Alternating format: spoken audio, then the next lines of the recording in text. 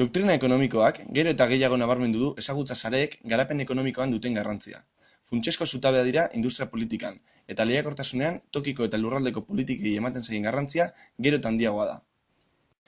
Euskal Autonomia Erkidegoaren kasuan, tokiko ezagutza sareei gero eta arreta handiagoa jarri zaie esparru zientifiko eta politikotik.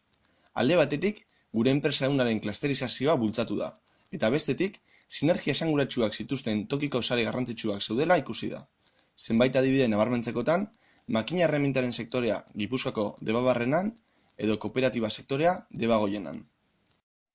Prozesu horiek bultzatzeko dinamizazio mugimendu garrantzitsu batzuk antzeman daitezke, eta toki erakundeek egindako ahaleginei garapen agentzien elkartearen laguntza gehitu behar zaie edo EHU edo Orkestra Institutuko adituena. Euskal Herriko enpresa ezagutzaren tokiko sareak zenbait tokitan lehendik zeuden sektoreak bateratzetik garatu dira gehien bat. Hala gertatu da, esaterako, makina erremintaen inguruan, papergintzan, zurezko altzarietan edo galdaketa enpresetan, baina faktore hori ez da bakarra izan. Zentzu horretan, nabarmendu beharrekoa da Mondragon korporazioko erakundeek osatzen duten sare kooperatiboaren kasua.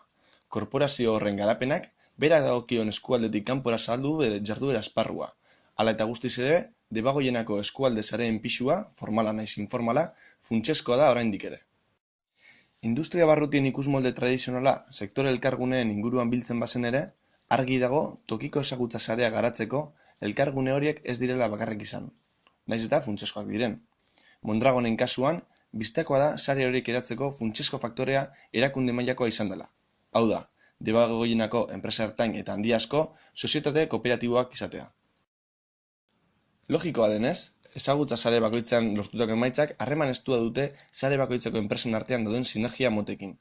Sektore mailako tokiko sareei dagokienez, emaitza adierazgarrienak ekoizpen arloan, arlo teknologikoan, arlo komertzialean edo trebakuntza espezializatuan ageri dira gehien bat. Erakunde mailako sinergiei dagokienez, Debagoienako kasu hartuta, emaitzak arlo instituzionalean eta antolakuntzakoan agertu dira, baita finantzarloan eta espezializazio gutxiagoko trebakuntzan ere.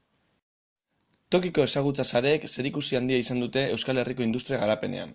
80ko hamarkadan industria astuna behera etorri ondoren, enpresa txiki eta ertainen indarrari esker salbatu zen Euskal ekoizpen ehuna erabateko gainbeheratik. Eta enpresa txiki eta ertainez osatutako ehun horren euskarri nagusia azaldu berri dugun eskualdeko eta tokiko sareak izan ziren. Zentzu horretan, eskualdeko sare horiek funtsezkoak dira enpresa txiki eta ertainetan ongi errotutako garapen eredu endogenorako. Enpresa jardueraren bultzada hutsetik harago, tokiko ezagutza sare horien eragina gizarte maila guztietara zabaltzen da. Dagokien lurraldean prestakuntza maila eta gaitasun teknologikoa jasotzen dute, eta gainera, bertako azpiegiturak eta kulturaren bilakaera ere hobetu egin dituzte.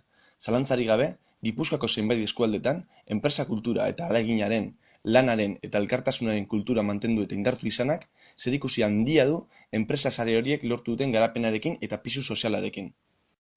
Antzeko arrazoiengatik, funtsezkoa da tokiko enpresa sare horiek mantentzea eta indartzea. Ez bakarrik Euskal Herriaren etorkizun ekonomikoa bermatzeko, baita autonomia erkidegoko lurraldeen arteko orekari eusteko ere.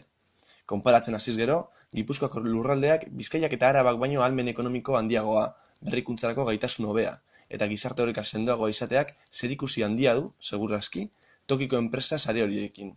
Eta horren ondorioz, lurralde banaketa orekatuagoa, industriako enpresa txiki eta ertainekin ehun trinkoagoa, eta oro har, enpresa ehun errotuagoa izatearekin. Hala ere, autonomia erkidegoko industria eta berrikuntza politiken aldetik arreta gutxi jarri zaie sare horiei. Nolanahi ere, zenbait kasutan, erkidegoko klusterrek eta eskualde mailako sektore sareek izan duten interes bateratuaren eraginez, aintzat hartu da sare horiei tratamendu berezirik eman ez izana. Hau guztia dela eta, gure ustez, tokiko ezagutza sare horiek sustatzeko eta bultzatzeko politikek lurralde mailan eta toki mailan behar duten protagonismoa kendu gabe, autonomia erkidegoko politika orokorrek ahalegin handiagoa egin beharko lukete tokiko sare horiek Euskal Herriko garapen ekonomikorako estrategietan duten eginkizuna definitzen.